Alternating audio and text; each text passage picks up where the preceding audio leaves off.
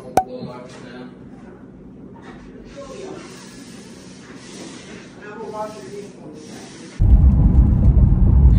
it's Mel and welcome back to my channel. Happy Saturday! Hi, my love! So today is June 8th, 2024. It's 11:21 na ng tanghali. Papunta kaming kasi I think na-vlog ko na ito dati na pumunta kami ng ang daming pumunta kami ng tao nito food truck, Filipino food truck. So yun, kaya ngayon pupunta ulit kami doon kasi nag-crave kami ng pork adobo. Right, my love.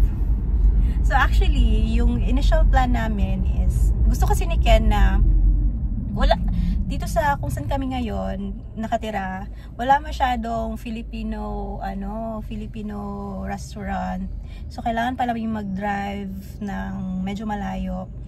Kaya si Ken, naisipan niya na pumunta kami ng Georgia na, right? Oo, Georgia. Para sa ibang state, para may mga Filipino restaurants kasi doon. So may mga na-search na kaming tatlong Filipino restaurants and may napili na sana ako. Kaya lang naisipan ko this month kasi is marami kaming ganap this month. So magta-travel kami twice this month sa 2 different states. So naisipan ko na why not dito na lang muna, hindi na lang muna kami pupunta dun sa Georgia. Next time na lang siguro pag hindi masyadong busy yung buwan namin. Kasi yung first trip namin this month is magdi-drive kami. So medyo malayo din yun. Kaya ayokong masyadong i-push yung mga sarili namin, like bumiyahe kami like every week kasi nakakapagod din naman. So for this week, sinabi ko kay Ken na why not na lang, pagpaliban na lang muna natin yung pagpunta sa Georgia. Punta na lang tayo doon next time. So for this for today na lang, balik na lang tayo doon sa Ricarda's Filipino Barbecue. Kasi hindi masyadong malayo yung drive papunta doon. So, pumayag naman si Ken. So, thank you, my love. Actually, ako yung pinagpa-decide niya kung ano ba talaga yung gusto ko. And iba-iba yung yung decision ko. And yesterday,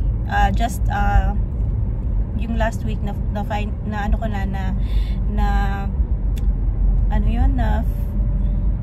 napagdesisyonan ko na dito na lang talaga muna kami for today.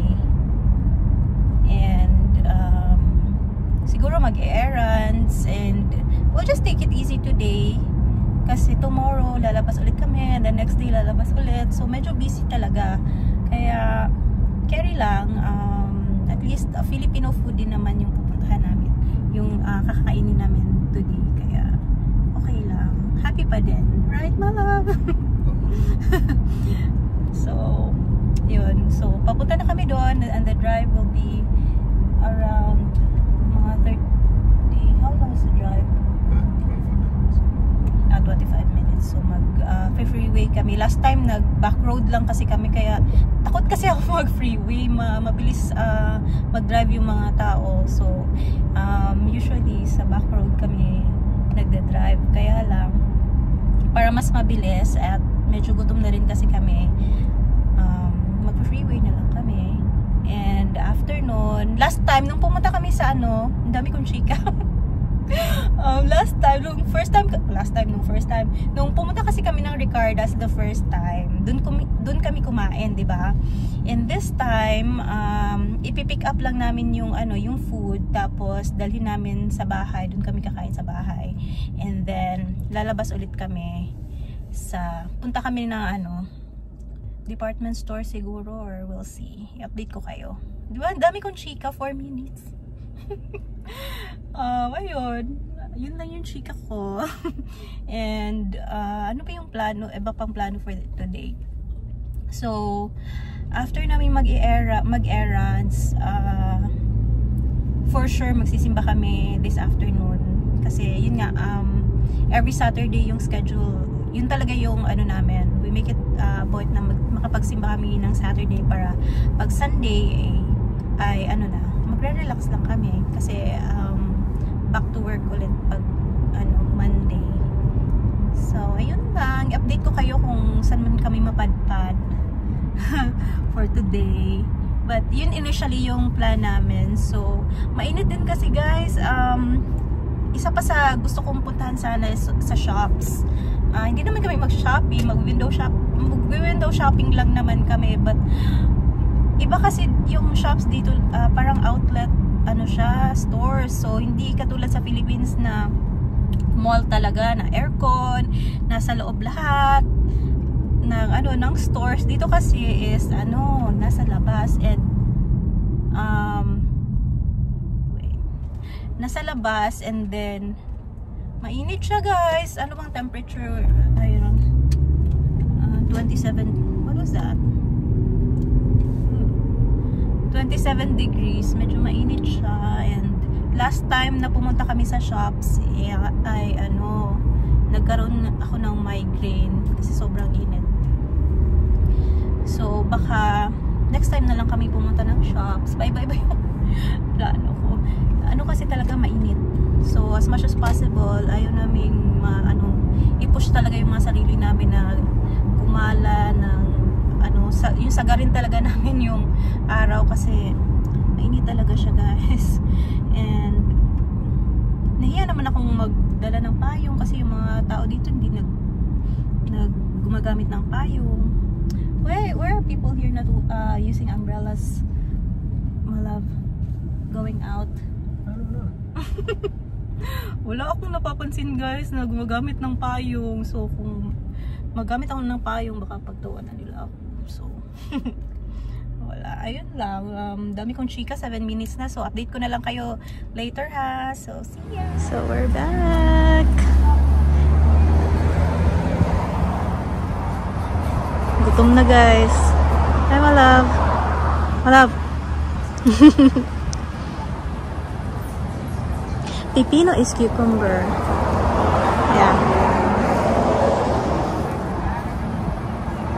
So, pork adobo secured, guys. Buti na lang.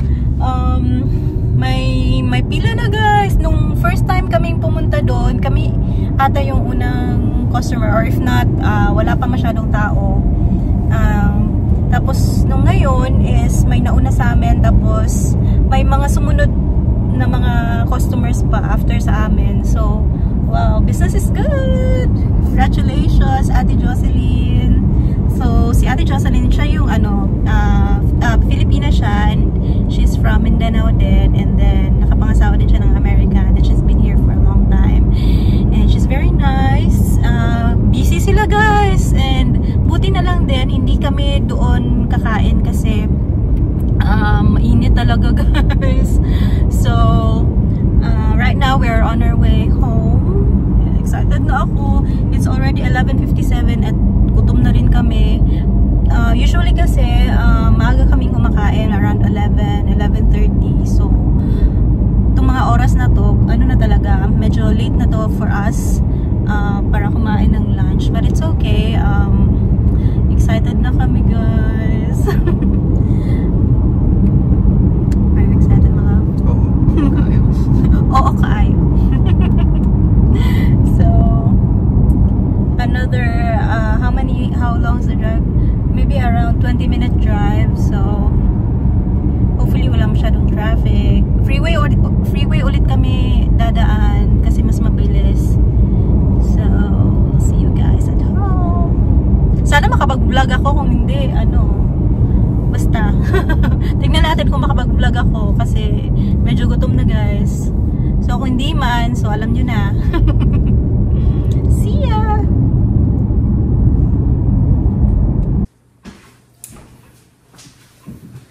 So, bahay na kami guys and we're ready to eat. Okay. Bless us, O Lord, for these thy gifts, which we're about to receive from thy bounty through Christ our Lord. Amen. So, kita ko sa inyo ha. Siyempre, dapat ready ang pangtulak. And kung makulangan ka, meron pa. Wow. Oh. Guys, ang laki ng portions nila. Tapos may pipino, cucumber on the side. Wow. Thank you, Lord. Ito muna.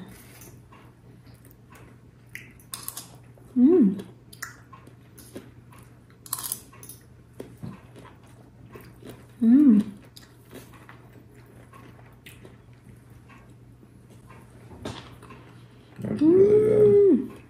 Thank you, Lord. Yung timpla kasi ng niya, adobo. Is parang nung kay Mama. So, since miss ko yung luto ni Mama, nare-request ko kay Ken na pumunta kami doon para at least man lang. Parang na rin, parang pinagluto na rin ako ni Mama.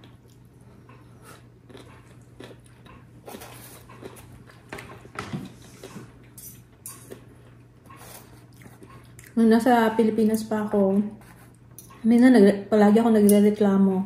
Minsan nagre-reklamo ako pag palaging adobo yung ulam namin. Tapos ngayon, nandito na ako. Yun yung parang kinikrave ko palagi. So kung napapanood mo tong video na to, gimingaw na ako sa imong luto.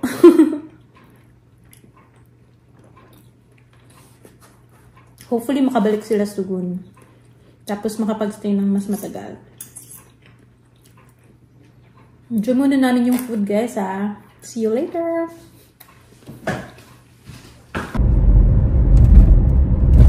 Hi! By the way, guys, it's now 6:20 na ng gabi. Hapon. Basta, nakatulog kami, guys.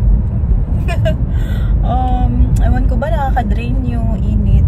Sobrang init nung nagpumila kami dun sa Ricardas. May nauna kasi sa amin, tapos nakapila kami and walang shade. Sobrang init talaga and then nakaka-drain yung init. Hindi rin siguro pag tumatanda na madaling mapagod, madaling madaling manghina. So ayun, we just took our time. So after we ate lunch, we went upstairs and took a nap, and then ayun na nga, hapon na. And ngayon we are on our way.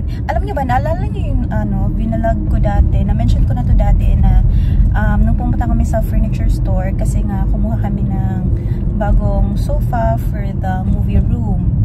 So actually, i-deliver na siya next week. And then aside from that, nag-promo din kasi sila ng Tempur-Pedic na pillows. Naka-promo yun. I think buy one get one ba yun? So kumuha na rin kami ni Ken, and they just called us a while ago and they said that it's ready for pickup. So papunta kami ngayon dun sa furniture store para ma-pick up ang pillows. So tingnan nyo guys, tirik na tirik pa yung araw. 6:21 na, diba? So ayun, and then after that, after naming ma-pick up yung pillows, we'll find something to eat. Ken is craving for McDonald's, and may promo din kasi sila na buy one quarter pounder, tapos free yung yung isa, get one quarter pounder for free.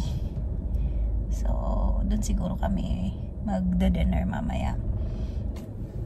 sakit yung ano guys. Medyo sensitive ako sa ano, sa yung bright lights, char. Parang vampire. Ganyan siguro kasi may ano, kasi may palagi akong medyo sensitive yung mata ko kasi siguro nagma-migraine ako from time to time. Yun yung ano, hindi ako masyadong tawag nito, sensitive ako sa bright lights. Even pag gabi, ayoko hindi ako fan ng driving at night kasi nga yung ilaw ng mga sasakyan masakit sa mata. Parang tinitrigger din yung migraine ko.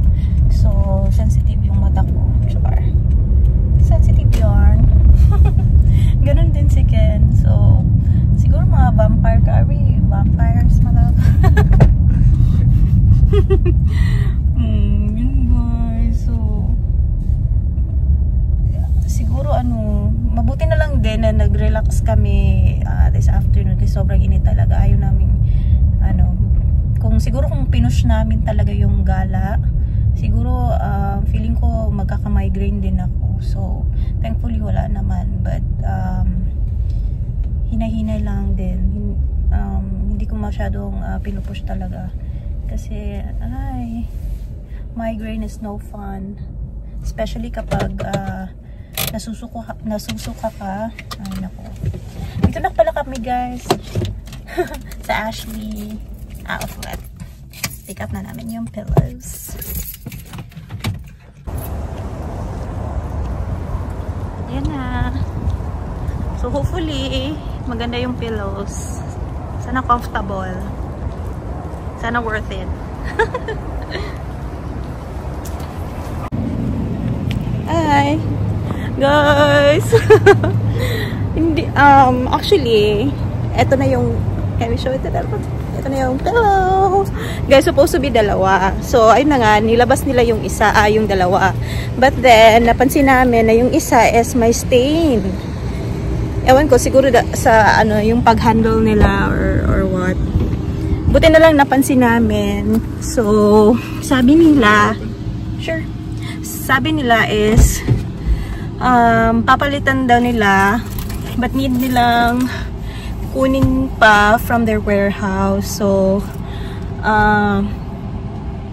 ayun, isa lang yung nakuha, yung dala-dala namin ngayon, and yung isa is babalik na lang ulit kami dito para pick upin yung replacement.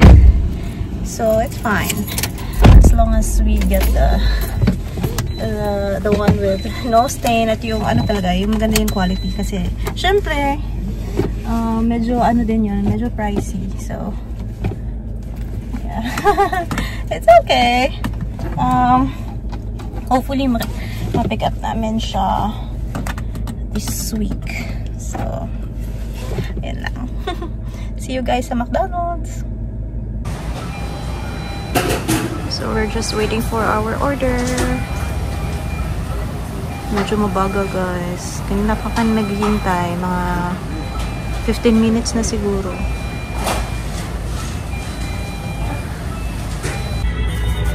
So we're having quarter pounder with cheese and fries and drinks. Let's eat. Hi, my love.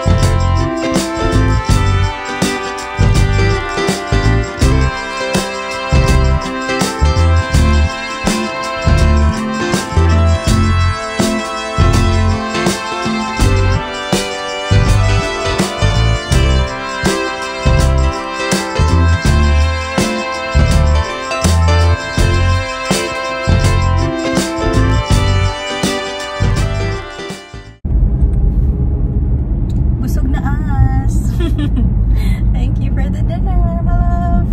What's up, man? So I hope you guys enjoy the vlog, and I hope to see you guys on my next one. God bless.